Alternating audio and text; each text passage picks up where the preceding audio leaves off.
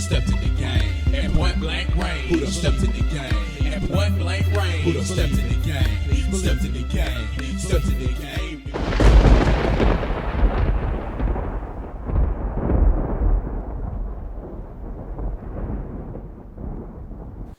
Good evening, and before you start to mention comments about me being the Black Steve Jobs, this video is a culmination of things that I've probably been wanting to say for a while now, so I'll just get right to it. The YouTube community, if you will, has a lot of problems, and we tend to forget what the entire goal of this type of device, it being Web 2.0 social media device, is about in the first place. And that is user-generated content. That being the user being the strongest part of the entire interface. And that's for users to connect to each other. YouTube wasn't created for a company to make a video to pander to you. YouTube wasn't created for somebody that provides services to have other people push those services to you. That was never ever part of the agenda for any of the Web 2.0 devices or any of the social media content that exists today. Facebook didn't start that way. Instagram didn't start that way. Twitter didn't start that way. But here we are, sitting in the middle of a industry that is taking over the consumer voice, and we're thinking that it's the consumer voice that's being pushed to us, but instead it's actually just more of the marketing wheel once more of the corporate types out there realize that traditional marketing via print ads and commercials and things of the like aren't penetrating as well as they want them to.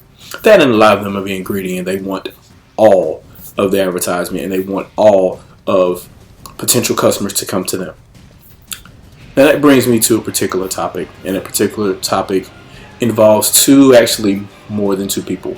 So I want to say a few days ago, a popular YouTuber by the name of Terminator Juice made a reply video, and that reply video was to multiple individuals, but it was actually towards the end of it was targeted more to another YouTuber known as Jamie Butterworth. And what the discussion was regarding, it was regarding the opinions of those two people and how they felt about Nintendo and the games that they've released throughout 2015 for the Wii U. And the reason why I draw those two parallels is this. Those two individuals hashed out what happens in YouTube and social media on a daily basis in the best way possible, and there's very few instances of that actually happening elsewhere.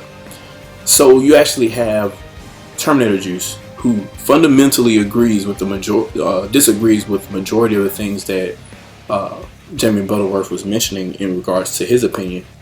But while doing that, he was doing that respectfully and giving his point of view as to why he disagreed, which actually should make a lot of sense to most people, but for whatever reason that isn't the popular way that things are handled nowadays. Now we have the drama cast, and we have so many individuals doing, hey, I'm going to own you, or hey, I'm going to roast you, or hey, I'm going to expose you. That happens way too much in this community. And these two individuals, knowing that people were watching, I don't know if it was intentional. I'm thinking that it wasn't. They're just those type of individuals. And there wasn't necessarily an issue. There was a disagreement, and it was aired. Both sides aired their opinions, and the issue was discussed. And as a result of it, there's no hate. There's no exposing videos. There's no, I don't want to do podcasts with that guy anymore, or I don't want to do podcasts with this guy anymore. And if he ever decides to be on the Juices Loose, I'm not going to invite him. Or if he ever decides to be on the Buttercast, I'm not going to invite him. Or, this versus this, or a rift, if you will. It's nowhere to be found. That being said, at the middle of this year, a large split of the quote-unquote Nintendo user base occurred simply because people disagreed on what happened at E3 2013, and that's really ridiculous. If the whole point of this interface for lack of a better word, is to express one's opinions to other people, and they're able to see a different side of things based on your opinion or based on the experiences from said games or music or whatever entertainment it is that you like, or even if it's just that you bake cookies a certain type of way in your spare time. You should be able to do that, and other people should be able to see it and do whatever. And if people disagree with it, they can just disagree. They don't have to go to the lengths that some people do, to the point of going to somebody's address or saying we're going to meet here and then go quote unquote fight. Right. Okay. So I guess my point is this. At the time of this recording, this video was actually edited well before the end of December 2015. But at the time of this recording, me speaking right now, is actually well into 2016. I want to say as viewers of YouTube, I would like for this occurrence between both Jamie Butterworth and Terminator Juice to set an example and a mold for the rest of, and I won't say the YouTube community because nobody controls YouTube, but the better part of individuals that follow either myself, Jamie, Terminator Juice, or anybody. I mean, even if you don't follow me, but if there's somebody else that has done a ShadowCast with me or anything like that in the past, and you follow those individuals, please take this advice. Give your view. Don't give anybody else's view. Don't try to review games without playing them or anything like that, because that doesn't make any sense. Don't let yourself be forced to do things you don't want to do. Don't be in a situation where I feel like the group is going to kick me out if I don't do this. If you're ever feeling like you're in that situation, then whoever that is should be giving you a paycheck. And if you're doing all this for free and stressing yourself out for free, that in itself is an infernal thought process. I know that certain communities exist as a joke with regards to the whole speak of crumb side, if you will. But what is the purpose of suggesting that somebody's content, be it somebody that has way less subscribers than me, or somebody that has way more subscribers than me, is considered crumb side, or their opinion is irrelevant simply because the amount of subscribers they have is less than 7 million, or less than 10,000, or less than 500, or something to that effect. If that person's opinion is what they truly believe, and people believe or like to see those opinions, or want to see more of those opinions, or at least that amount of content, then why is anybody seeing that as a lesser form of entertainment or less valid than, say, PewDiePie or I Just Think? They're, contrary to popular belief, they are no different than anybody else. They may have a few perks here and there, but guess what? They sit in front of a camera just like you and I do. They create content. It may or may not generate views. It may or may not generate tweets. And there's really no difference. They're regular people. A lot of the people that have, quote unquote, made it out of the crumb side just never stopped producing content. And they never let anything, I would say, drama, stop them from doing what they were doing. I've never seen anyone stop Maximilian Dude from posting about fighting games. I've never seen him really stop posting about video games, period, no matter what somebody calls his mama or anything like that. And I'm pretty sure he gets that kind of stuff on a daily basis, but he sticks to his craft and he's rewarded for it because a lot of people go, a lot of people visit his content and they see what he does, and he gets, whatever kind of perks that go along with that.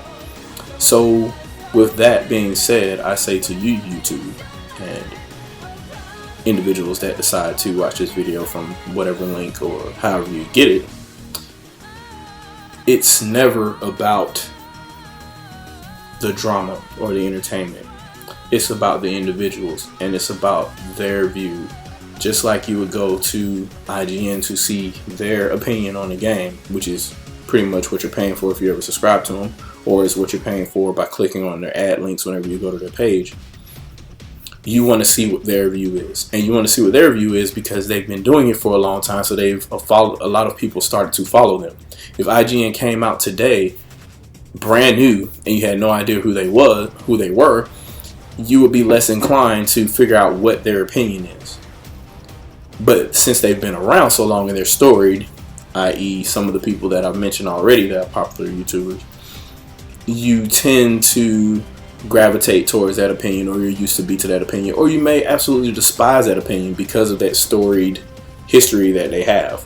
But that being said, that history is no notoriety, whether it's negative or positive. And that's kind of where I want to get at here. If I won't say, be positive and keep up hope and stuff like that, but I would say to most individuals that are trying to make content and you feel that it has struck a chord, then there's no reason for you to stop doing what you're doing, particularly if it makes you happy. If it's something that you like doing, then there's no reason for you to stop. If you like posting gameplay vids, post gameplay vids. If you like doing mass discussions, do mass discussions. If you like doing, infernal thought processes like I do, keep on doing them. If you like doing video reviews, if you like doing music reviews, movie reviews, if you're a part of a group or whatever and you guys do a whole bunch of events together, there's no stopping you from doing that. What does stop you from doing that is taking 18 hours out of your day to respond to another person over a misconception that you got 7 months ago. Arguing over the resolution of a game. It's from arguing over whether voice chat is in the game and complaining that voice chat isn't in the game, and right after that you go buy 3 or 4 games on another platform that also don't have voice chat. That's the majority of what's going on. It particularly within, I would say, several circles on Google Plus and YouTube, and it's kind of disheartening and a little bit troublesome and worrying, if you will. But there's a individual that I want to say should be highly inspirational to a lot of people, and that is Razor Fist. He continues to do what he continues to do. Red Knight continues to do what he continues to do. Dr. Trey is entertaining, but he continues to do what he continues to do. And for anybody that wants to say that drama, if you will, is what gets you the views, yes, it does, but it's short term. And the reason why I want to say that is, if you look at any of these views on some of these videos and some of the comments on some of these videos, you'll notice that right after that person goes back to their original content or whatever, the views drop drastically, like exponentially almost. So did you really get the attention that you needed to get? Or was that attention just for the drama, and then when you wanted to give your real side, nobody cared about your real side, they just cared about you arguing with somebody else? Unless you exist specifically for drama, you're not getting what you want. If you really had a voice to spread. And really, all I can say is that's just, it's an infernal thought process if you think that's how you're going to get your voice out there. I would only hope and assume that if you're using drama to get there, then drama is the only thing that you do for business. And there are some people out there that's their core purpose, and I won't give them any detriment for that, because if that's what they've been doing from the beginning, then why should they stop? But for individuals that have a completely different plan for what they want to do and a completely different agenda for where they see their channel or their website or whatever going forward, but they use drama just to generate hits to keep things going, you're only setting yourself up for disappointment later down the line. And while the main purpose of a lot of my debate videos is going to generate some drama per se, that's not my intention whatsoever. Any of my thought process videos, or any of my debates, or any of my discussions, if you will, regarding either past debates or future debates or whatever. And I guess the whole point is, do you really play games to have fun or to impress other people? And the reason why I say that is I have a bunch of people that have decided to send me comments and complaints and things like that simply because I haven't been posting videos because I've been playing games. And I'll eventually post some more footage and stuff like that. But if I play games, and that's what I like to do personally, for my own entertainment, just as the majority of you that watch YouTube gaming channels in particular, you look for that type of entertainment, or you look for walkthroughs and stuff like that to help you in certain games. Then why should you be disappointed that the people that you want to follow are actually doing that? There are other individuals that may feign playing games and they really don't. And I don't want to be one of those individuals. If I'm talking about a game, it's because I played it. And I would like to be that way, similar to some of the things that Terminator Juice was speaking about in his last response video to Terminator Juice and to Butterweather and some other people out there. So really, this video is about you. And by you, you know exactly who I'm talking about because you hear what I'm saying. It's no names in particular, but there are certain individuals out there whose actions basically describe them. Do you play games to have fun or to impress other people? And if it's to impress other people, why? Have fun.